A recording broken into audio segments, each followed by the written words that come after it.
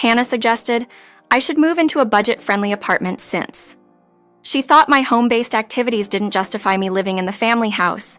She had just come back from the city, set on pushing me out to take over my spot in the home I shared with my in-laws. My work-from-home lifestyle wasn't understood by my in-laws, and now, with Hannah's influence, even my husband William was plotting against me. They didn't seem to appreciate that I was the one footing the bills for the house's mortgage. The realization hit me hard. Why should I stay with people who constantly made me feel unwanted? If they were so eager for me to leave, then that's exactly what I would do. I had reached my limit of tolerance and, fueled by frustration, decided to transfer the mortgage responsibilities to them. Following my decision, I ended my marriage with William and exited the scene, unaware of the challenges they would face without me. My name is Amy. William, my husband, was 3 years my senior. Our paths crossed at work, but ours was not your usual workplace romance. William was employed by the janitorial service at my office. Life had dealt me a harsh blow, having lost both my parents in a short span. First, my father fell ill and was given a mere 5 months to live. During his care, my mother also succumbed to illness. With their passing, I was left to navigate the world alone, without siblings or parents. The loss would hit me at unexpected moments, often bringing me to tears. Despite the pain, I masked my grief with smiles, especially at work. The day William and I first truly connected, I was lost in thought by a window, trying to hide my sorrow. Although we had acknowledged each other with nods before, we had never really talked. That day, William approached and checked in on me, noticing my somber mood. Opening up to him felt surprisingly easy, perhaps because he was somewhat of a stranger then. William's empathy when he learned about my parents was a comfort. He shared his closeness with his own parents and understood my sense of loss.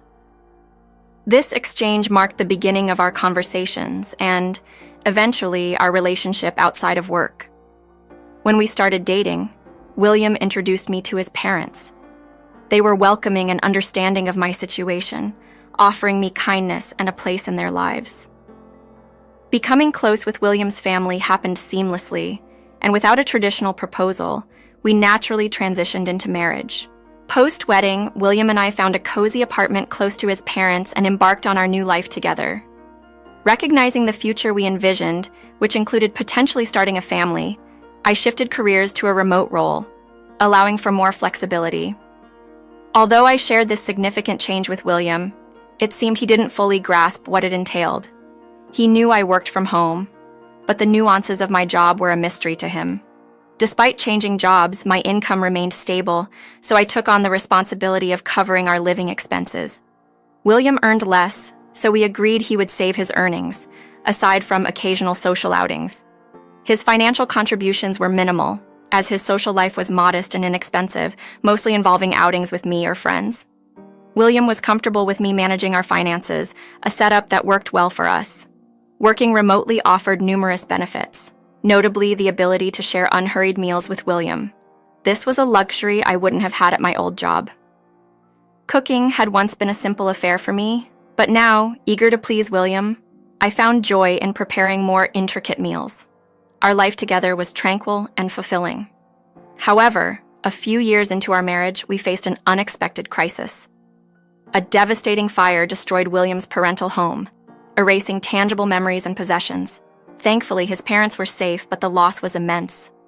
They stayed with us temporarily, a time during which I sought to uplift them, much like they had supported me through my own parents' loss.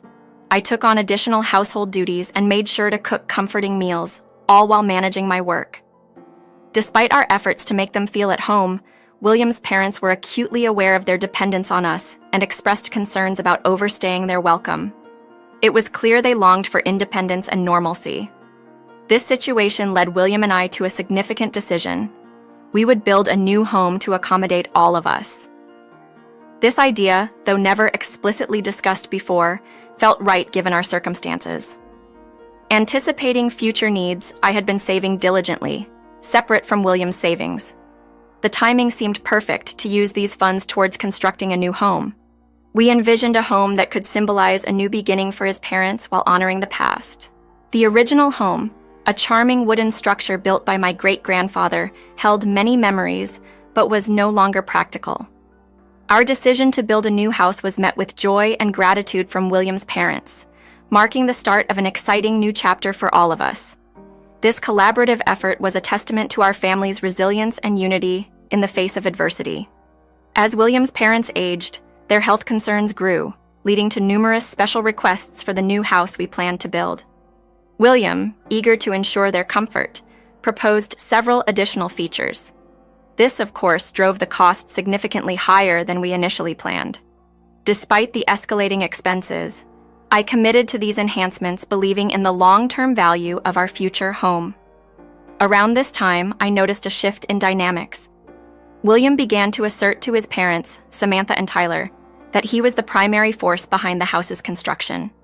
They frequently expressed their gratitude to him, overlooking my financial contributions entirely.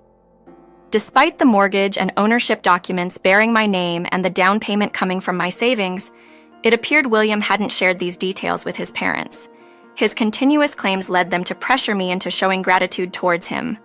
My contribution wasn't about seeking acknowledgement from William, Samantha, or Tyler. I contributed more financially simply because I was in a position to do so, not for gratitude. However, William's failure to correct his parents' misperceptions, coupled with his jokes about my supposed indebtedness to him, left me feeling deeply frustrated. I didn't demand William to disclose the full extent of my contributions, but I hoped he would at least stop diminishing my role. Yet, he continued, emboldened perhaps by the house construction project. To my dismay, I discovered William was spreading falsehoods about his employment, claiming to work at the prestigious company I was associated with. While he did have business interactions with the company, the way he presented his involvement was misleading. This pattern of dishonesty and exaggerated self-importance eroded my trust in him and made interactions with his parents increasingly uncomfortable, as they seemed to favor him unconditionally. I had hoped that moving into our new home would alleviate these tensions. However, the opposite occurred. Once we settled in, the underlying issues intensified. William and his parents failed to grasp the legitimacy of my remote work, misinterpreting my home-based job as leisure. Complaints about my supposed idleness became more frequent, with insinuations that I should contribute more, despite my financial support and ongoing work commitments. Their attitudes drove me to seek refuge outside our home, opting to work from cafes just to escape the constant snide remarks. This change in my work environment was a direct response to the growing discomfort and misunderstanding within my own home, highlighting the deepening divide between us. I continuously asked William to address his parents' misconceptions about my work. Although William might not fully grasp the nature of my job, it was my income that sustained our household, including his parents. All I wanted was for him to communicate this simple truth to them. However, William dismissed my concerns, suggesting I ignore their comments. Consequently, with the perception that I wasn't working, I was burdened with all the household chores, and his parents began to treat me like their personal assistant. Reaching my breaking point, I confronted them, expecting William's support in the moment of my distress. Contrarily, William rebuked me for speaking out and shockingly presented me with divorce papers as a threat to conform to their expectations. William's unprecedented anger and ultimatum left me feeling powerless, leading me to reluctantly acquiesce to their demands. Following this incident, both William and his parents became distinctly indifferent towards me, with my only respite being the time spent working on my computer, immersing myself in my job to escape the harsh reality of my home life. During this tumultuous period, Hannah, William's sister, who had been living in the city, visited to see the new house and decided to extend her stay. Almost immediately, William's parents began to air grievances about me to her, criticizing me for spending too much time isolated with my computer, insinuating I was living off their generosity without contributing. They mocked my dedication to my work, questioning its validity and jesting that I must be a nerd for being so engaged with technology, all while suggesting I did nothing meaningful. Their conversations took a more demeaning turn as they speculated about my past role, incorrectly suggesting I had been a cleaner at William's company, further fueled by William's deceitful claims about his employment. This inversion of our realities, with William positioned as a high-ranking employee and me as a menial worker, was a narrative he had crafted, leaving me isolated and discredited. When Hannah announced her decision to permanently move in after quitting her job in the apparel industry, citing a desire for a change and the allure of starting a business from our new, more luxurious home, my situation worsened. Her decision was met with enthusiasm from William and his parents, further marginalizing me in my own home. I was relegated to eating alone, preparing meals for a family that no longer included me at their table, all while juggling my work responsibilities. This arrangement persisted until Hannah's departure date, when she unexpectedly declared her intention to stay indefinitely, finding the house comfortable and seeing an opportunity to reset her career. Her announcement was celebrated by William's parents and William himself, who took pride in the praises for the house, further solidifying my position as an outsider within my own home. Despite Hannah's recent decision to stay with us permanently, there was no room specifically allocated for her. Until her announcement, she had been occupying the guest room, but her permanent residence required a more permanent solution, and our house lacked additional space. Hannah, after spending 2 weeks with us, boldly stated her expectation for me to vacate. "I'll live here, so you should leave," she declared confidently, suggesting that my home-based lifestyle didn't merit a place in such a desirable home. She insinuated I should find a less expensive living arrangement elsewhere. Samantha, aligning with Hannah, dismissed my attempts to explain the validity of my work, leaving me defenseless against their groundless judgments. The assertion that I was unproductive simply because I worked from home was a tactic used to pressure me unfairly. Frustration was mounting within me as William passively observed the unfolding drama, neither defending the truth nor correcting misconceptions. I had remained silent up to this point, mindful of William's feelings, but the situation compelled me to assert the truth openly. I informed Samantha, Tyler, and Hannah that the house was registered in my name, the mortgage payments were my responsibility, and the initial down payment was sourced from my savings without any financial contribution from William. William's reaction to my confrontation was panic, followed by defensive aggression and attempts to discredit me, further indicating his desperation to maintain a facade. Despite my clear explanations, his parents and Hannah remained unwavering in their support for him, labeling me the liar. The realization dawned on me: leaving this toxic environment might be the only way to preserve my sanity, especially since they erroneously believed William could sustain the financial burden of the household.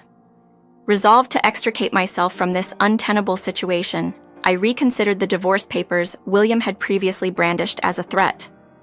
The prospect of transferring the house's title to William initially seemed to please him immensely, as he likely envisioned gaining full ownership without understanding the accompanying responsibilities.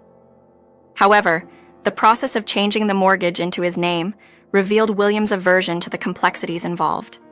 He naively thought it was a mere matter of signing his name, unaware of the legal and financial implications. Reluctantly, I accompanied a clueless William to the bank and a legal advisor for the necessary consultations. Throughout, William's attention was fixated on his smartphone, showing interest only when it came time to sign the documents, eagerly inquiring if this would officially transfer the house into his name. Upon my confirmation, he signed with enthusiasm, oblivious to the realities of his new obligations. Once the legal procedures were finalized, the house, along with its mortgage responsibilities, would indeed be transferred to William.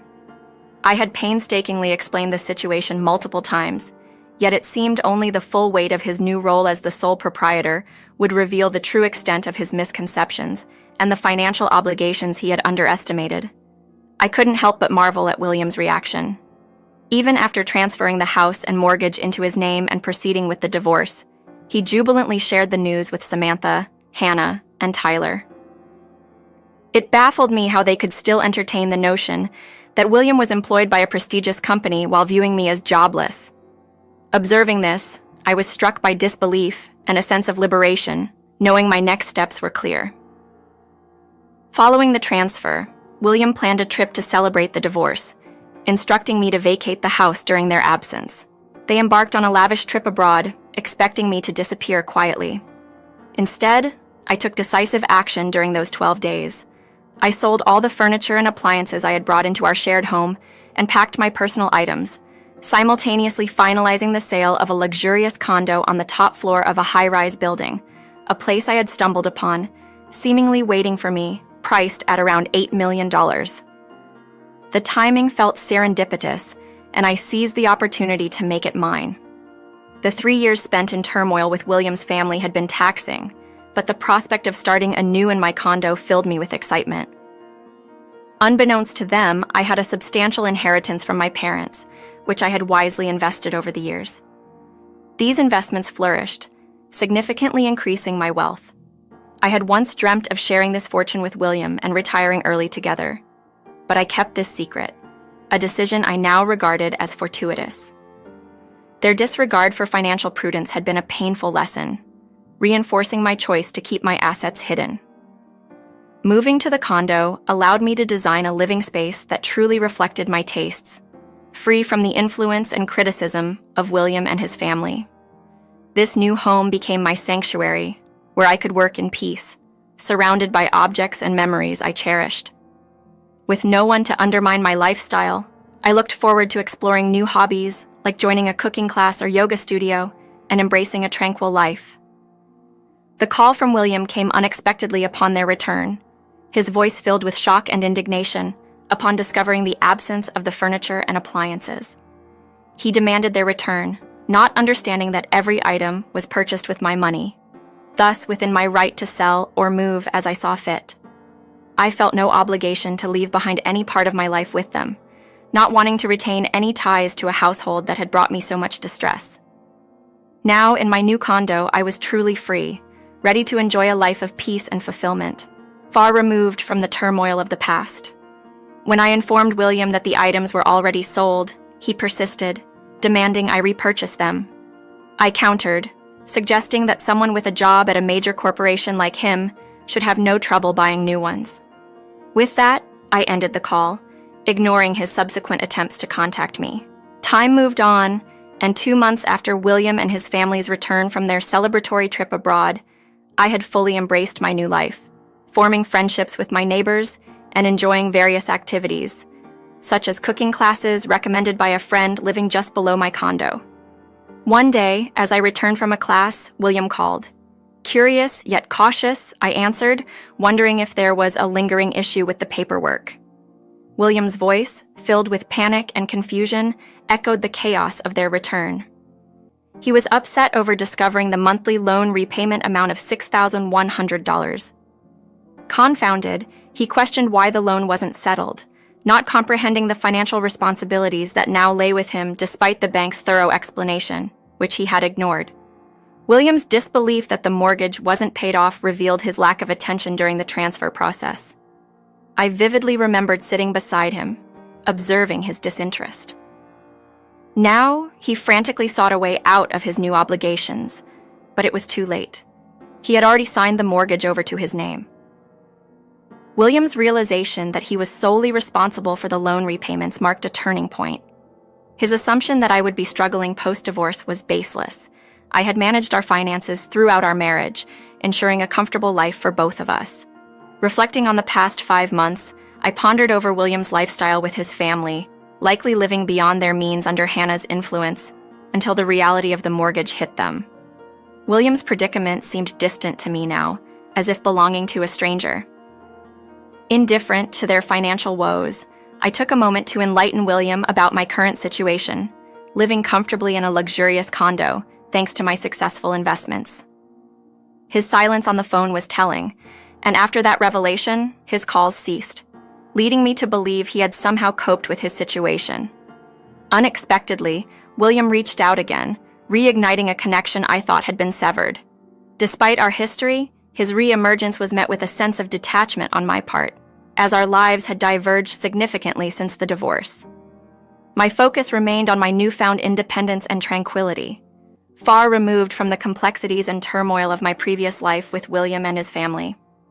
When William reached out again, I couldn't help but wonder what urgent matter had prompted his call this time. It turned out to be a crisis. Their house was in the process of being seized. In the background, I could hear the anxious voices of his family, Samantha, Tyler, and Hannah, all in a state of desperation. William, in a voice filled with panic, pleaded for my help. An enforcement officer was at their doorstep, explaining that the house was set for auction and they were on the verge of eviction. William seemed genuinely surprised when I inquired about warning letters, suggesting they hadn't received any. However, upon further questioning, he sheepishly admitted that such letters might have been overlooked intentionally, having arrived and been opened without any action taken. Each family member, it seemed, had assumed someone else was managing the loan repayments. As the reality of their situation sank in, with a foreclosure looming and the full loan amount demanded immediately, I couldn't help expressing my frustration at William's apparent hopelessness. I suggested pooling their savings as a potential solution, only to be met with the bleak reality that such an option was off the table.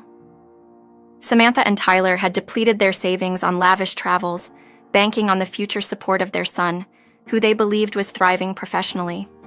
Hannah, on the other hand, had not left her job by choice but was fired for embezzling funds, a far cry from the successful city life she claimed to have led. The financial facade they maintained crumbled, revealing a dire situation. William had exhausted his savings, living under the pretense of a lucrative job, while his family indulged in extravagance, all under the false assumption that their financial stability was secured. The accumulation of these poor decisions led to the inevitable seizure of their home. In the midst of this chaos, William made a desperate proposition: for all of us to live together in my luxury condo, as if our divorce had not severed our legal and emotional ties. My response was firm and unequivocal: I refused. Our divorce marked the end of our shared paths, and my new life in the condo was a sanctuary built from my independence and success, far removed from the turmoil and deceit that had characterized our marriage. As the saga unfolded, my resolve hardened, especially after hearing my ex-in-laws, Samantha, Tyler, and Hannah, lambasting me with insults in the background of the call with my ex-husband, William. Their words, ranging from calling me heartless to a scammer and a thief, only solidified my decision. Their bitterness and blame-shifting, a direct consequence of their own decisions and actions, showed no signs of self-reflection or remorse. Eventually, their argument turned inward, spiraling into a cacophony of blame among themselves. It was at this moment I chose to sever all ties, quietly ending the call and ensuring no further contact by blocking William's number. A few days later, a newspaper headline caught my eye, detailing a father-son altercation that escalated to the point of police intervention, immediately raising suspicions about William and his father. Confirmation came through a mutual acquaintance, revealing the dispute did indeed involve William and his family, stemming from tensions that boiled over after my last conversation with them. The altercation led to their arrest and minor injuries for all involved, alongside a police warning. This incident not only bruised their physical well-being, but also William's professional reputation, as rumors of the fight spread through his workplace, leaving him in a precarious position. Following the fight, the house was sold, and the family relocated to a dilapidated apartment, a stark contrast to their previous living conditions. Their new life, marred by infestations and neighborly complaints, marked a significant downgrade. Hannah's history of embezzlement further complicated their attempts to stabilize, making it nearly impossible for her to secure employment. Thus, the family's financial burden fell solely on William, who, despite his efforts to locate me, found his inquiries fruitless thanks to the discretion of our mutual friends and the vigilance of my condo's concierge service. This chapter of my life, filled with turmoil and strife, felt conclusively closed as I embraced my new existence in the luxury condo. Far removed from the chaos, my days were now filled with hobbies, work, and the peaceful solitude of single life. The decision to move forward, unencumbered by the past or thoughts of marriage, was not just a choice but a declaration of my newfound independence and contentment.